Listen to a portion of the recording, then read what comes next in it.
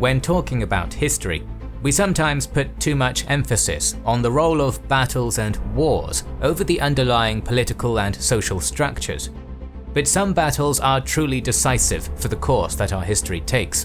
One of these is the Battle of Bouvines, in which three great powers of feudal Europe fought in the year 1214. The outcome of this battle had rippling effects on the development of both England and France, shaping their political and social structure for the following centuries, but also had less visible effects on the rest of Europe. The sponsor of this video, Field of Glory 2 Medieval, is a deep, historically accurate and expertly researched turn-based tactical game set in the High Middle Ages from 1040 AD to 1270 AD. This was the time when the entire European continent was in turmoil, and thus the heyday of the mounted knight, armoured from head to toe, who rode heavy horses in tight formations and delivered devastating charges. Take control of the battle and lead your chosen army and its named generals to victory. Draw your forces from historically accurate orders of battle that allow all of the options and variations that would be available to a real general of that nation at any date during the era. Relive historical scenarios covering key engagements of the period on an epic scale. This includes legendary battles of the period such as Hastings, Bouvines, Lake Peipus, and many more. Choose from set-piece historical battles, or what-if custom battle situations, or create your battle thanks to the random map generator. It can produce an infinite variety of historically realistic battlefield maps for custom battles that can be played against the AI or human opponents using Slytherin's easy-to-use PBEM3 server. In this video, we use Field of Glory 2 Medieval's awesome battle engine and beautiful music. This game is a must-play, so support our channel and one of the best strategy game developers by purchasing it via the link in the description. Following the conquest of England by the Duke of Normandy William, which culminated at the Battle of Hastings in 1066, the crowns of England and France were deeply intertwined.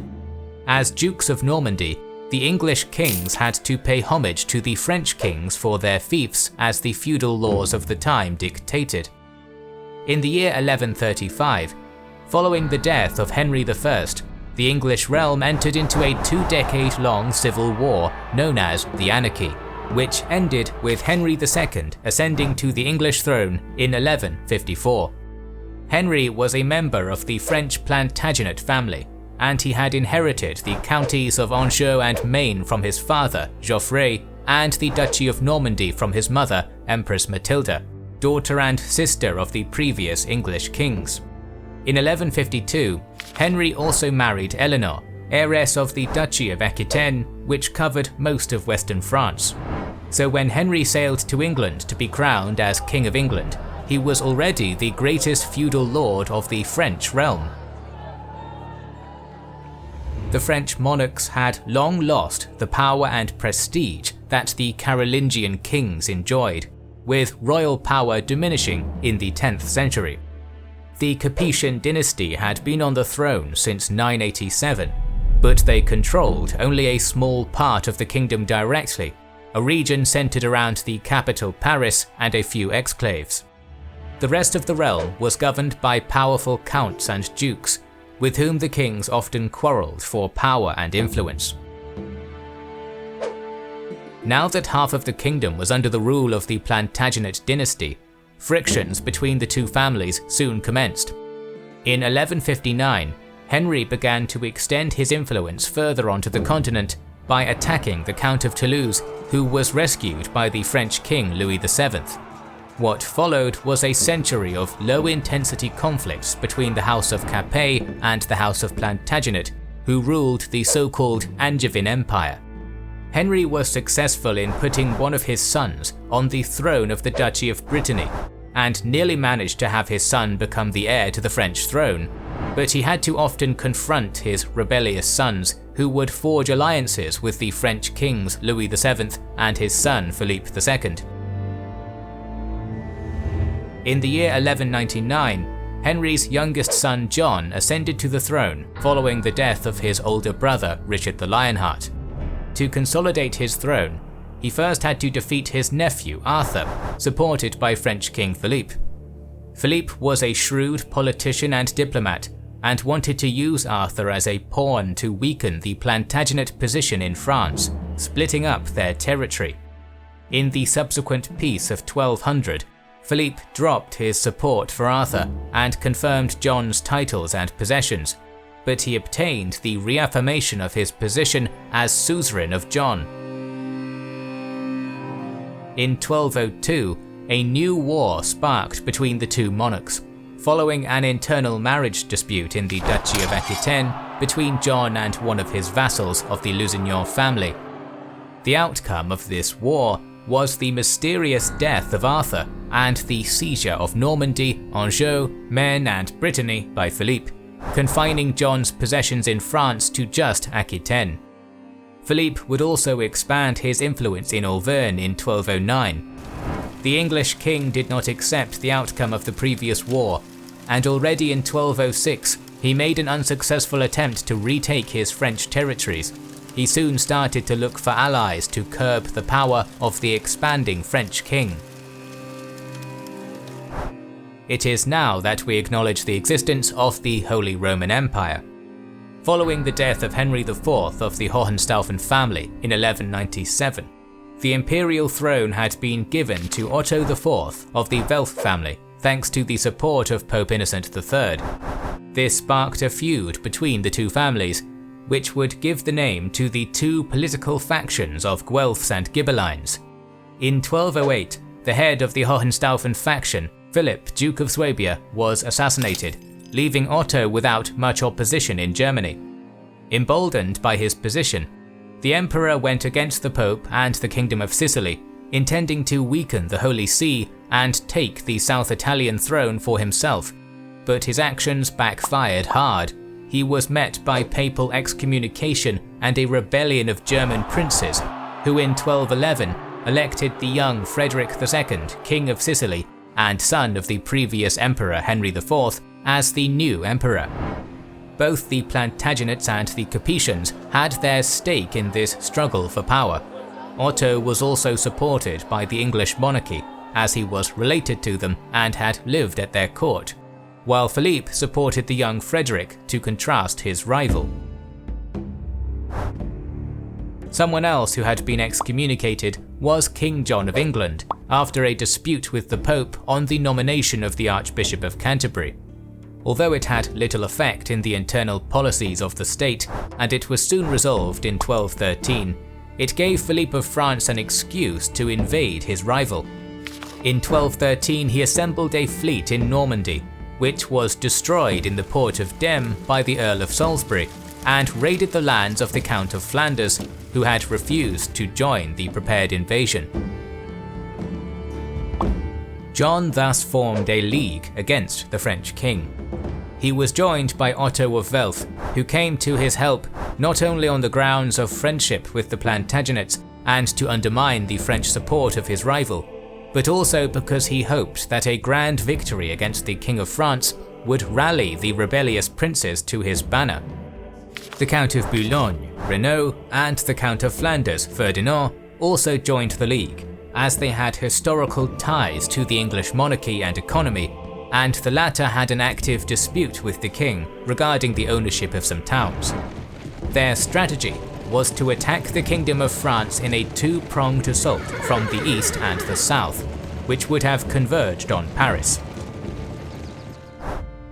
In February of 1214, John of England sailed to La Rochelle, accompanied by mercenaries, as the barons of England had refused to join him, and he sent his half-brother William, Earl of Salisbury, to Flanders, with money to assemble a mercenary army there. John campaigned in Poitou and Anjou in the spring, with the goal of drawing the French army from the eastern border.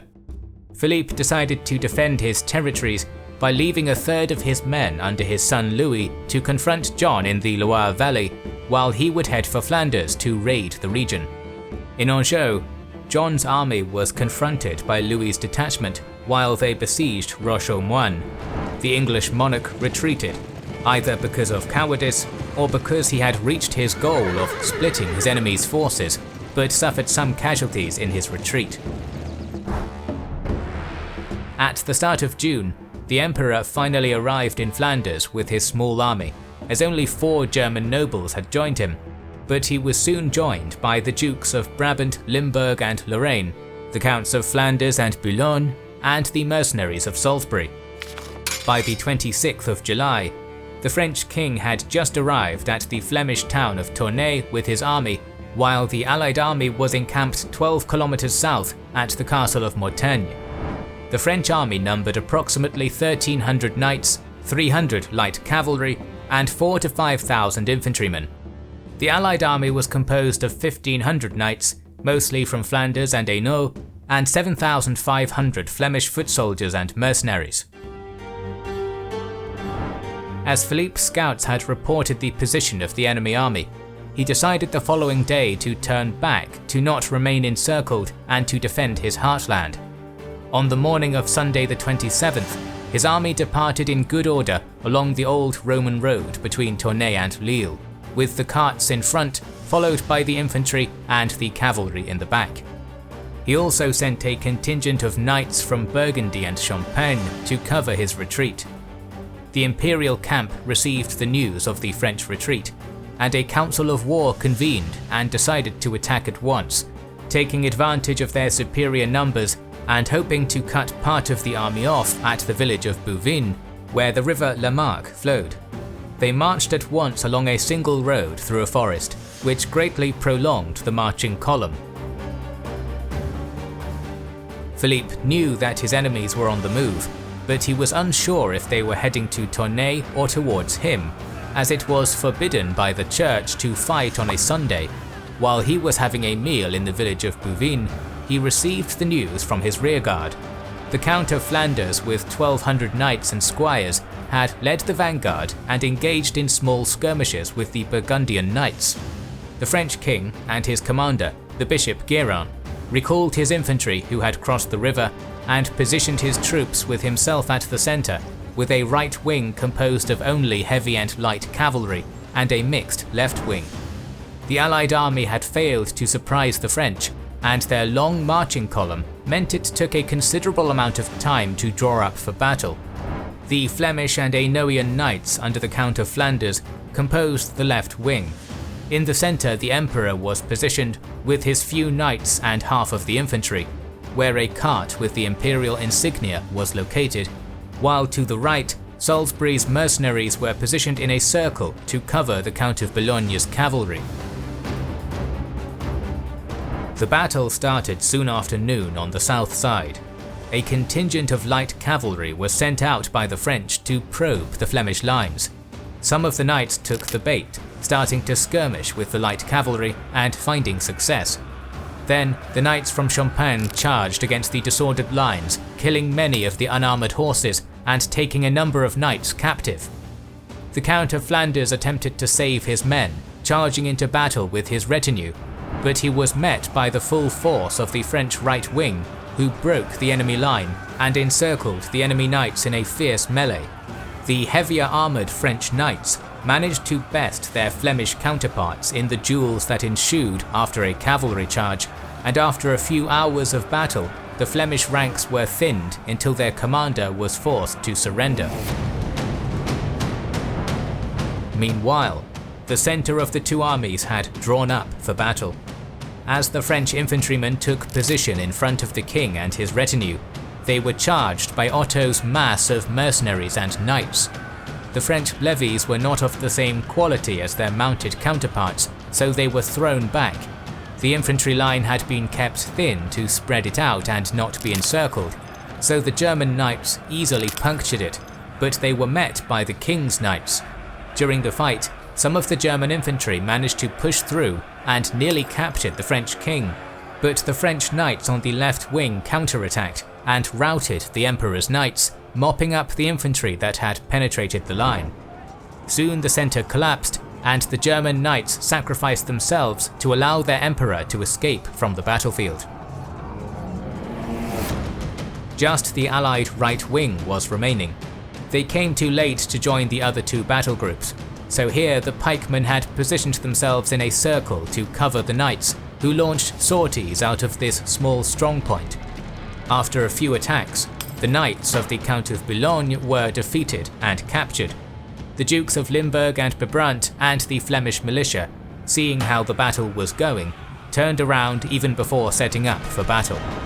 The French knights attacked the fortress of pikes a few times, suffering considerable damage, but by the end of the day, the mercenaries were surrounded and beaten. Each side suffered around 1,000 casualties, but the French army had taken a considerable number of soldiers prisoner, including 131 knights and 5 counts, with the Counts of Boulogne and Flanders and the Earl of Salisbury among them. The consequences of the Battle of Bouvines would be immense on the course of European history. The great monetary and territorial losses for John angered the population of England, with many barons rebelling against the English king.